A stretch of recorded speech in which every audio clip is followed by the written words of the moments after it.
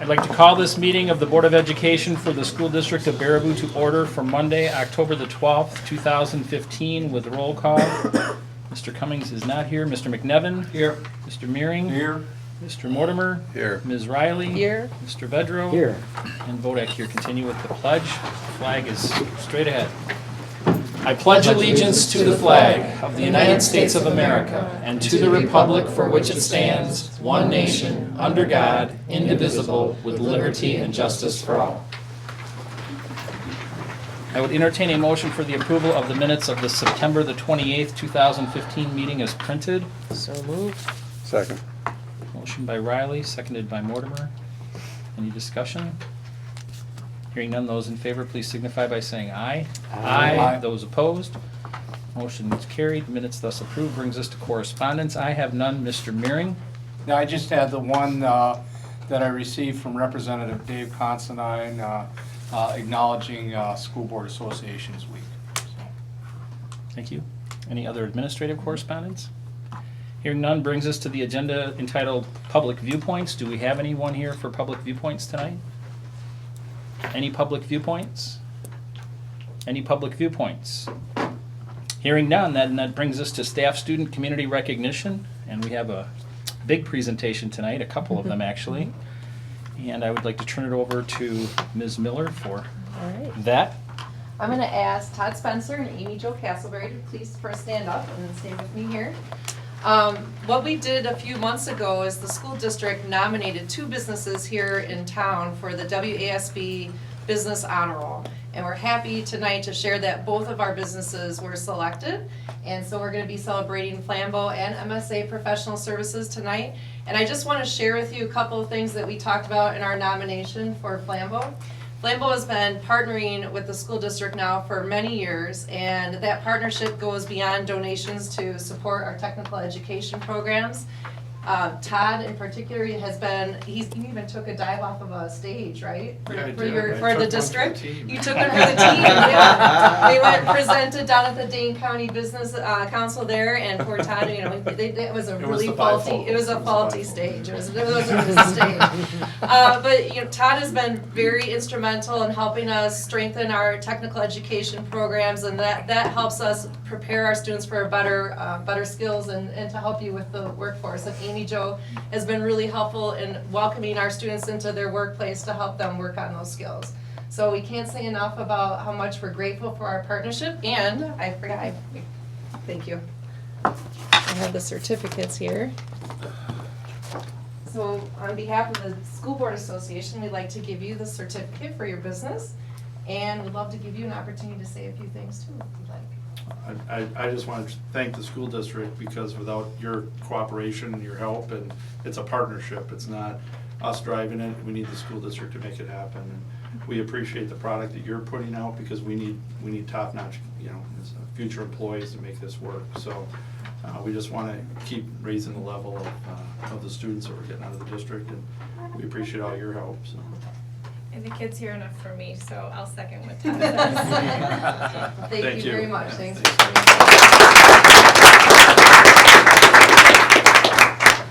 Next, I have a large group here from MSA Professional Services. I'm going to ask Brad to come up here with his team. That's everybody. Holy cow. Likewise, MSA Professional Services was selected for the WASB Business Honor Roll, and we nominated MSA for their work that they've been doing in our K through 8 classrooms. As you recall, we had a presentation last year where we learned how engineers were in the classroom over at Abe, helping with the art teacher and the classroom teacher develop city plans. And that goes into the middle school as well, where they've been building projects together with teachers in the classroom. And in your school news magazine, you will have noted that also WSB decided to highlight MSA in their magazine for this month. So we're just really thrilled again with the partnership that we have, and I know Brad wanted to say a few things. I'll keep it quick. First of all, Gil Hunch, our president, would have liked to be here, but he can't be here due to another commitment. And I just wanted to introduce a few of the guys who had fun in the classroom and we enjoyed it. Corin Klink, who is involved with the 4th grade city planning project at Al Bierman, as well as a career fair for 4th and 5th graders. We have Matt Castillo, who's an engineer in the wastewater So lots of opportunities to connect with the kids in wastewater and treatment. So Matt actually helped out on a non-wastewater related project with fourth graders, helping kind of with the design process of music, engineering, stringed instruments, kind of coming up with the design for the kids there. And Josh Swino, engineer on the bridge team, and he and I had the pleasure of going to Mr. O'Toon's class and Mr. Phillips' class to talk about bridges, and that's a fun one for kids because there's lots of bridges are visible, and we can point out, oh, this is that bridge, and they know across that or can recognize it. And probably one of my favorite parts of the last year was in that session where we got to design our own paper bridges. Josh and I put our best foot forward, and I'm humbled to say that we weren't the winning bridge, but it was fun. I got to kind of relive some bridge building memories as a younger person. So I'm thankful for this partnership and look forward to continuing it and developing and see how the strengths of MSA can work with this, the school district to be a team and to work together for the kids. Well, we're just really, really appreciative of the commitment for all of you to come into our schools and work with our students. It takes a village, right, to raise our students, and it's gonna help make Baraboo community stronger. So we really appreciate the partnership, and we look forward to many more years with both of you. Thank you very much. So thank you.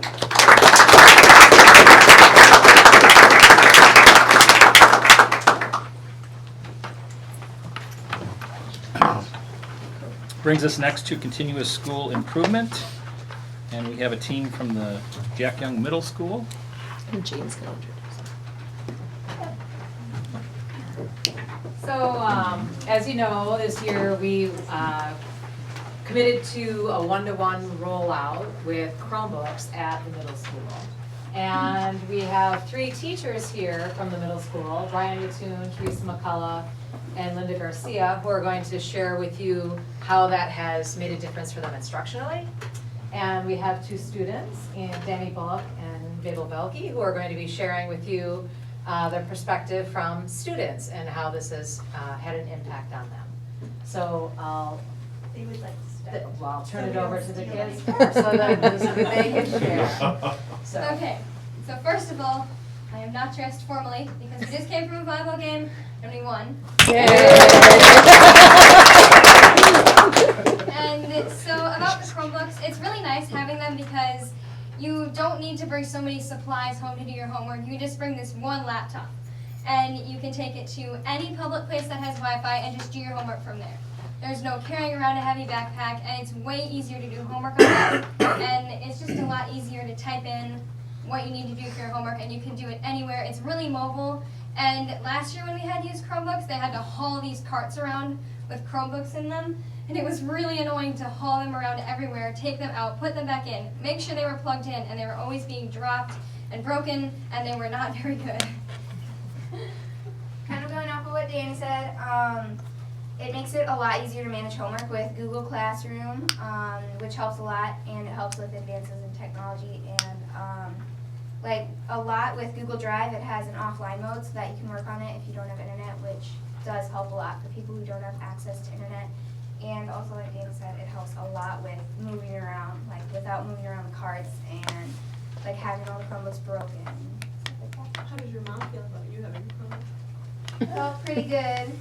We actually had trouble with our home computer, so it was like really nice to have something like personal that I could just use. And you don't get to steal her computer Yeah. Right? Are you ladies able to get YouTube? Some videos. Some. They'll block ones that are inappropriate or marked as irrelevant. Like if you're looking up rap videos or music that you don't need to be looking up for school, then those are blocked. You know how to sneak around that, right? I'm just Are you responsible to keep them charged then, at home or when And you're they do not? have very good charging capability that lasts 8 to 10 hours, so you don't have to charge it every night, but it also does teach responsibilities.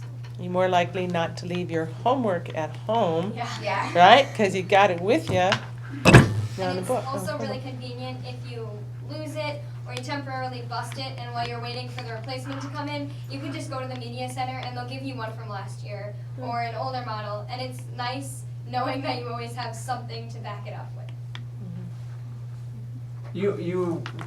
this thing is titled Personalized Learning, and obviously last year we had Chromebooks in the classroom, but you know, you didn't get necessarily use it all the time or bring it home with you. Why do you think this is a better than what we've had before? I mean, besides the convenience of not having this big bulky book bag, I mean, what other advantages do you see?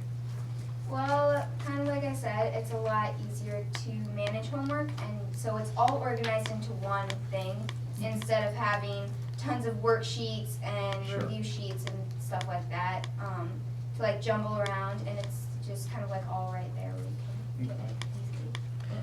And if you're sick, then can you, and miss assignments, or can you just go and access them? Yeah, you can turn them in. That's through good. Google Classroom. There's like a turn-in button, and when you're done with it, you can turn it in, and if you say you make a mistake or you forgot something, you can always unsubmit it and then like finish what you forgot. So you always have the chance to do it at home if you're sick or you can't make it to school, and the teachers will leave instructions on Google Classroom, so you don't have to worry when you're sick about them not telling you what to do, and it's a lot better. So it's access, that is the key word, Yeah. 24/7. Oh my goodness, what are we gonna do? Thank you so much. Well, I think that Mabel brought, what they both brought points about what Mabel said about that everyone has one, so it gives the kids before that didn't have an iPod or an iPad to work on homework at home, now everyone has something, which I think is important. And it does have offline capabilities that they can still work on certain documents at home if they don't have Wi-Fi. As a teacher, we love using Google Classroom, I think all of us do, and more teachers are starting to use that this year because of the one-to-one devices. And Linda here has her Google Classroom example of what it looks like on the screen here. And so you post, it's quite easy to post. You save paper, that's a big thing. And you just create an assignment and you type it in, you can attach any links from like a document I created or a link to a video for them to watch. So not only can they be doing this in the classroom, but they can at home access extra resources that they might not have been able to access before. The organization tool is great for kids so they can see what's going on. We love it too because we can live comment on their work. So while they're working on it, if they're working at home or if they're working in the classroom, we can go right on the document they're on and we can give them suggestions. So that's really amazing. And I get emails all the time, like off school hours, from kids asking me questions about something, and I can answer them immediately so they can work and differentiating for kids. I mean, there are so many possibilities. So it's pretty exciting. We have review games that we do where everybody gets on their own device, and there's one called Kahoot that's really fun, and I think our teachers did it as a staff before also to show how to use that. And there's so many different tools that we're discovering along the way that really help with, I think, making it more motivating and engaging in learning. Now, when you two girls are doing your homework at home on your Chromebook, can you talk to each other back and forth on the Chromebook? Yes. So you could help each other do your assignment? Yeah, if we ever needed help with something, we could always email each other or Gmail each other. And if there's this cool feature called sharing it, if you go onto a document and you hit share, then you can give somebody access to your document and they can comment on it, or you can talk to each other about it, and you can kind of help each other with the homework. The teachers can also see the revision history, so you can see who's been doing what, so it's monitored pretty well. I know one of the things Danny talked about with using this is there's different links there, and one of the links that you guys have used in class, because I've got Danny, is we're able to give pre-assessments via a program called Flugaroo, which basically grades things instantly. So when Danny takes a quiz, and granted, it's not a large quiz, it's multiple choice questions, but I can survey the class, and within a few minutes, I know what the class knows. So I can plan my instruction around what they know. Another neat thing that you can use off of Google Classroom and Google Docs, there's a program called Doctopus, And in conjunction with Gubrick, when Danny took her test last Wednesday, she submitted her test. And what I was able to do using Doctopus is I was able to embed a rubric right into it. So here's one that Linda uses. So here's the document. We're able to put the rubric, we're able to grade it right here online. And once we submit it, on the bottom of this, kids will have their rubric right there. So instant feedback, paperless. And another one of the options is right now she has audio disabled. But what I did with Danny's test, have you listened to my audio? Yeah. So I got audio. Go home and do it tonight. We'll have to tomorrow, because every single student got somewhere between a minute and a 3-minute audio recording, audio feedback on how they can improve. So we don't have to just write comments, we can give them comments. Because a lot of students will read it and they'll look, what does that mean? What's he trying to say? Well, now they can listen to it. So that program is awfully nice. Now, one of the big things you both talked about is accessibility with this. And in years past, you guys can contest this, we had a fight for the Chromebooks. And sometimes I couldn't do a certain lesson on a certain day because I couldn't get Chromebooks. Now we don't have to worry about that. So for example, later this week, you're going to be viewing one of my first Flip videos of the year. And so Flip video, I know Linda has some as well. And the neat thing about the Flip classroom is these guys can watch those videos wherever they are. And so far, I've been flipping quite a bit the last 3 years. I've had over 17,000 views of just videos I've created. And the neat thing is, in the last month, I've had over 200 views from 17 different countries. So it's not only Verbu students who are learning, but it's students from all over the world. So we're truly making these ladies global learners, because they can view videos from all over the world as well as they can see what we're doing. So Google Classroom, I wanted to show you my Google Classroom. So I have 6 classes, so this is just one of them. Each class has its own. This is for my first hour class. And I just wanted to show you a couple of things that I put on here. First of all, today they took a test. And so their test was on the Google Classroom. They typed their test. And then I will use what Brian was talking about, the Gubrick and the Doctopus to grade using a rubric up here and make comments. I probably won't get so fancy as to make audio comments, but maybe one day. This weekend, I put up a review for the test, and I did it so that they could practice, and they were studying with their notes that they had taken, but these were also practice questions. So I put those up and they could use them if they wanted to.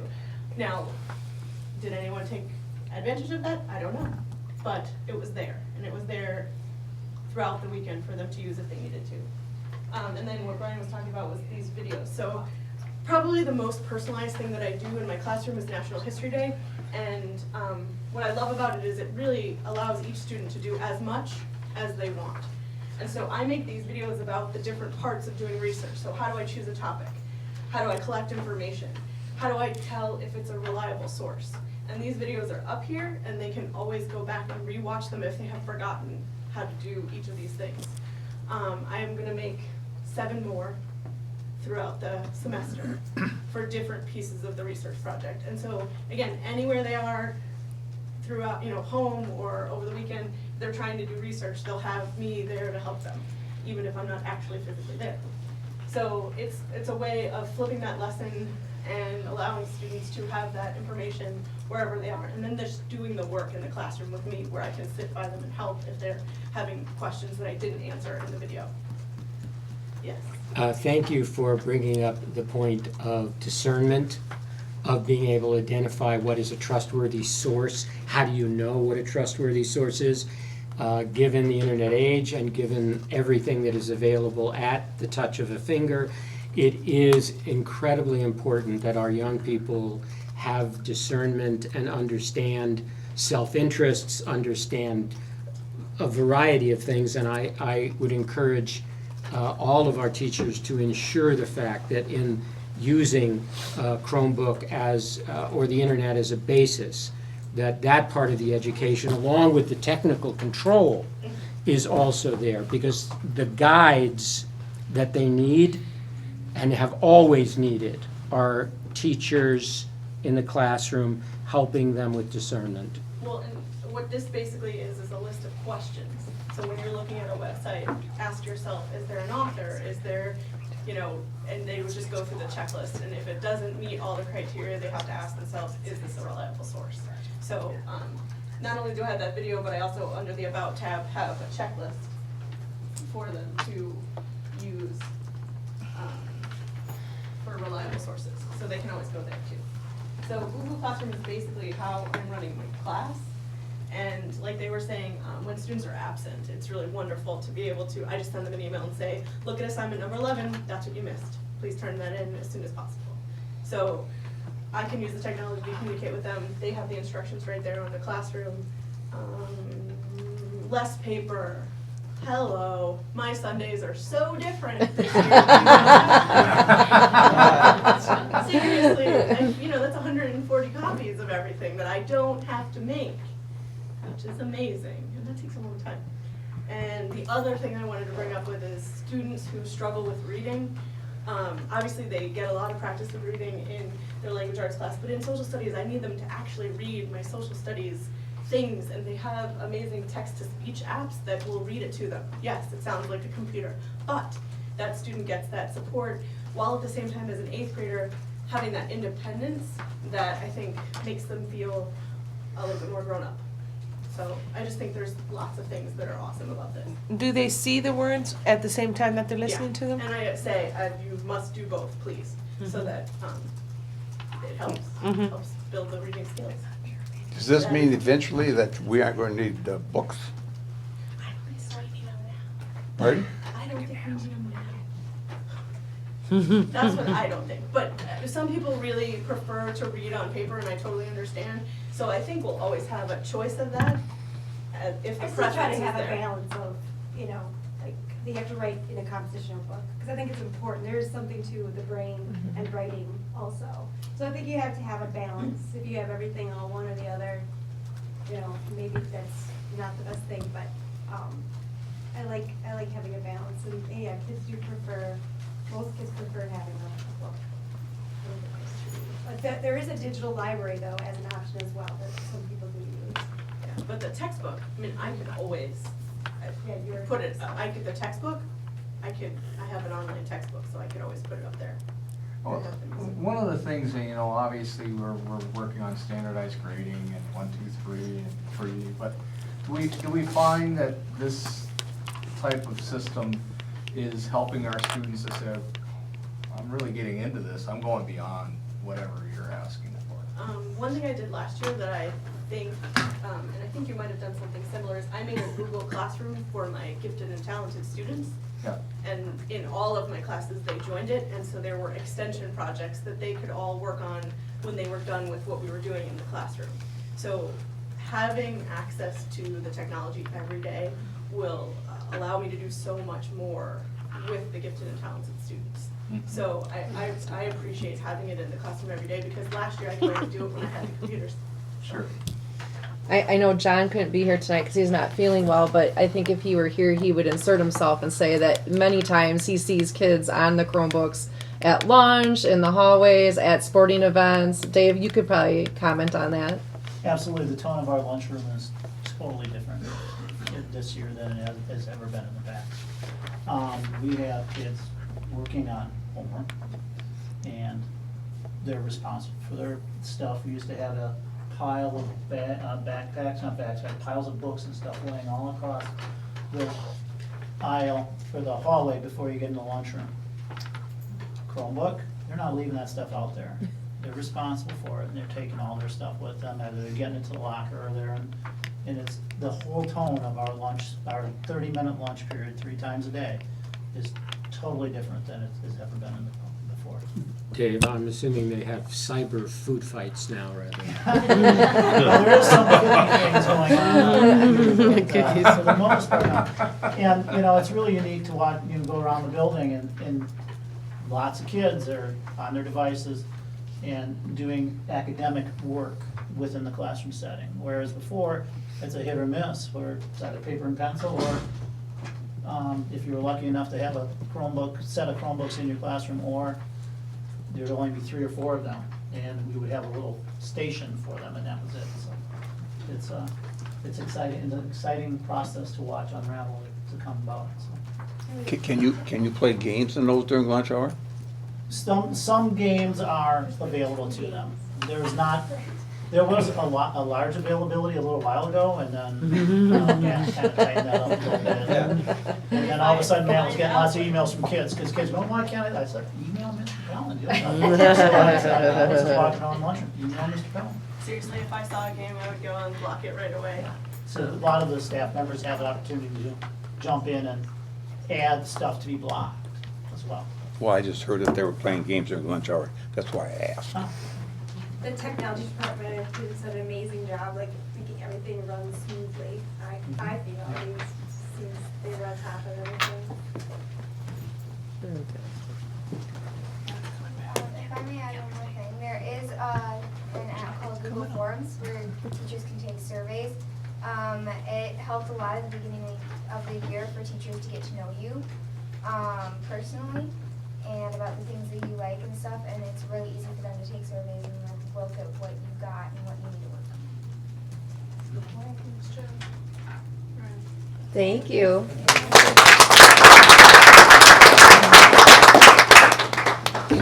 Before we get to reports, I want to ask, is there still anybody here from Midstate? Do you have any representatives here from Midstate? Perfect. We are fortunate to have with us tonight the Executive Director of the Wisconsin Association of School Boards. Based on how fast we moved through our agenda, he wasn't here earlier when we presented the recognition and awards, but I'd like to afford him an opportunity to talk to not only Flambeau but also Mid-States, seeing how he made a special trip to come and see us tonight. I apologize for the welcome. Thanks for the invitation, but give yourself more time when you're leaving Madison to get up here. So I actually did miss the presentation, but I was coming because I think it says a lot about this community that you have a business partnership relationship that benefits the students here.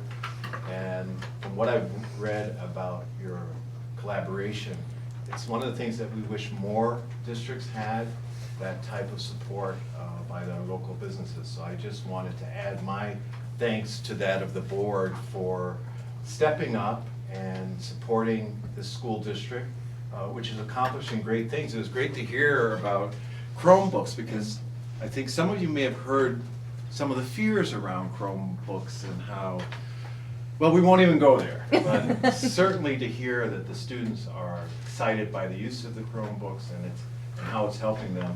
I just want to recognize your support for the Baraboo School District, because, again, I wish every district had businesses that would step up and support the school's agenda as you guys have done. So kudos to you, and keep it up. Don't let us down. I hope this is an ongoing relationship.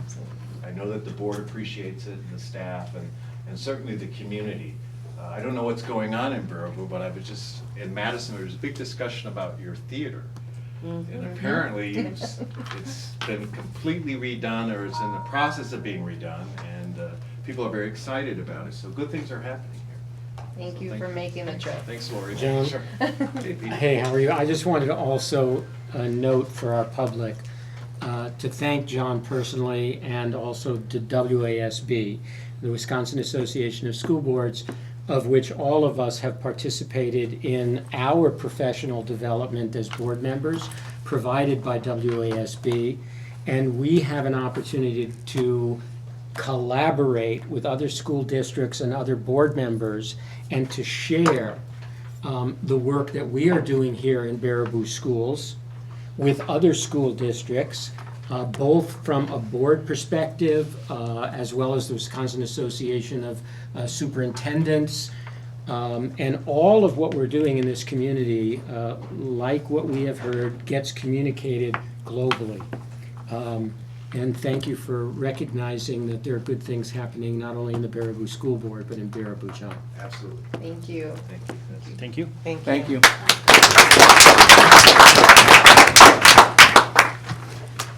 Okay, up next, back to the agenda and reports, and we have our enrollment update for 2015-16, and we're going to start off with Dr. Olson. As you know, in the spring we decreased one section of 4K going into the summer, and yet our numbers are 15 to 18 at every 4K section across our district. During this summer, we also did not fill a special ed teaching position at Sunshine Playhouse in the morning due to a staff teacher transfer.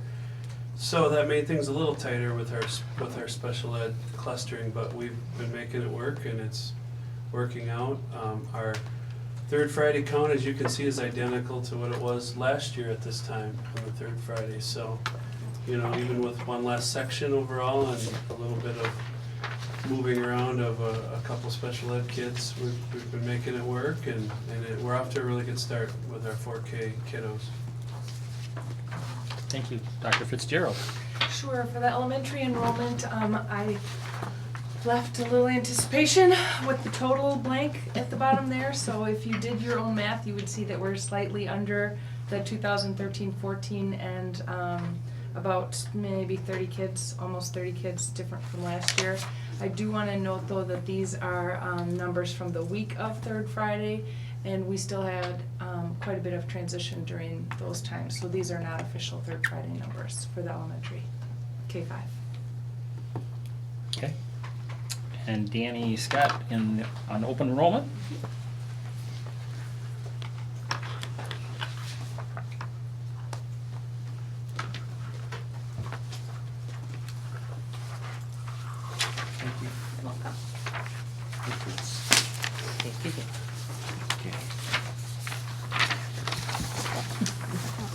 All right, so what I've handed out is a summary based on adding this year's data into our historical look over our open enrollment. As you can see, we are sitting at 114 students coming into Baraboo for the 15-16 school year. That is an FTE of 105.2. Not every student is counted at a 1.0 FTE. Our 4K early childhood students are counted at a 0.6, so that's why there's a difference between the actual FTE versus the number of students. Students leaving our district, we have been pretty consistent. We're a little higher than we were last year. We're at 144 students exiting Baraboo through open enrollment with an FTE of 140.4. I also did a comparison looking at those students that are leaving. Are they attending a virtual school? And you can see we are down from last year at 28% of those students that are leaving are attending a virtual charter school. Any questions? Danny? Yeah. Do we know whether we reclaim any of those students that last year went to virtual schools, where they are this year? I didn't do that level of analysis, but I could. I mean, I just think, because we do know that there's a lot of hype behind virtual schools, and once students and parents experience what that is in reality, it's very different than the hype. And, you know, I want to make sure that we let those students know who leave us for virtual schools that the door is always open here. The same way that we started doing some outreach to our parents that are homeschooling their children, several of whom I met at our pool, who are taking advantage of the facilities, and I did remind them that our policies embrace homeschool students to come utilize these facilities, to be engaged in sports according to new statutes, as a vehicle for them to recognize that even if their young students are not in the classroom immediately, there are ways in which they can integrate into the school system. So I think those are really two important things that we want to keep a focus on, and be proactive in ensuring the fact that we're doing everything we can to keep our students and also to reclaim our students after the hype settles down. If I looked at this right, if I understand this FTE on open enrollment in and the same thing with open enrollment out, now that looks to me like we continue this trend. Are we going to keep losing students? Am I looking at this right? Well, historically, at least since the 2011-12 school year, Ed, we've had more students leaving the district than we have had entering. Prior to that, it was pretty even. So 2008, 9, 10, and 10, 11, you can see the numbers there were pretty even. But since then, we've historically had more students leaving than coming in. But we have more coming in too, though. I mean. Right, our numbers of those have definitely increased, absolutely. Yeah, so I mean, it's not a wash, but it's pretty close.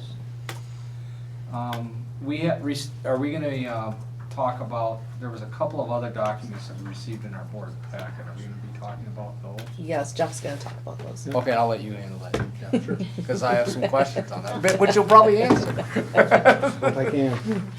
Danny, is there anything, and just maybe to backtrack to where Ed's point was, if you go back to 2010-11, 85 coming in and 88 going out, it was pretty much even. Since then, we've had we now have a 40% larger number of students leaving than coming, but a decrease in those that are attending a virtual school. Is there anything that you saw that jumps out at you as to why that trend is what it is? I mean, I wouldn't probably even ask the question if I saw that the virtual school number was 38%, but the virtual school number went down, but yet the number of kids open enrolling out, is it a sporting issue? I mean, is there anything that jumps out at you? Unfortunately, when families apply for open enrollment, they're not obligated to give us the reason why. What I can tell you in terms of patterns of what I've noticed is that if I take the virtual schools out of the equation and just look at where students are going, they're going to Sauk, Reedsburg, or Portage. That's where the majority of our open enrolled students And that's also where the majority of our students that enroll in come from as well. So, I mean, it's nothing, nothing that you can pinpoint. No. Is it moving in terms of address? So people were working in Reedsburg, they changed jobs to work at Flambeau here, or NSA, or wherever, and so they make a move. Sometimes, but again, they're not obligated There- to tell us the reasons why they are open enrolling out or in, so. Okay, thank you. I'm going to touch on the impact that enrollment has on our revenue limit calculation. So I think Doug alluded to, I included two documents within your packet. One is a revenue limit worksheet we are working off of over the summer. And then the second one is a revenue limit worksheet that's an estimation based on what the third Friday count is showing us. When you're trying to put student enrollment into the formula, it works a little bit differently than thinking about, okay, how many open enroll in kids are there? It's really, you take your resident students, you subtract your non-resident students, so your open enrollment in students, and then you add back on the students that are open enrolling out. So really, your open enrolled out students has an inverse relationship when you're looking at the costs that you incur versus the revenue that those students bring in. So fortunately, we had projected in the summer of having an average, or having a total FTE of 3,002 students for our September count. We actually ended up with, and these are the numbers that came from our district registrar, 3,042. So that's an increase of 40 FTE, which is a pretty substantial increase versus what we were projecting. It is a 3-year average that you're utilizing when you're looking at FTE. So while we have 40 more FTE, you don't realize the full 40 in that first year. So what we're realizing is we estimated about 3,028 students for our FTE when looking at students that attend during the year and our summer school students. We're actually planning on 3,041 FTE at this point. So that's an increase of about 13 students. Each student comes with roughly $9,277 and some odd change. I think it's like 13 cents of change with regards to revenue limit authority for the district. So you take that number, you multiply it by the increase of 13, I think it's roughly 120 grand. We don't realize the full $120,000 as an increase to our revenue limit, because this year we were still going to qualify for some declining enrollment exemptions similar to what we've had in prior years.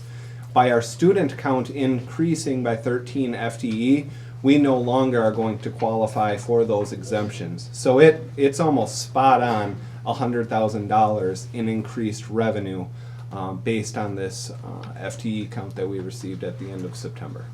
So that's what we're looking at in terms of revenue.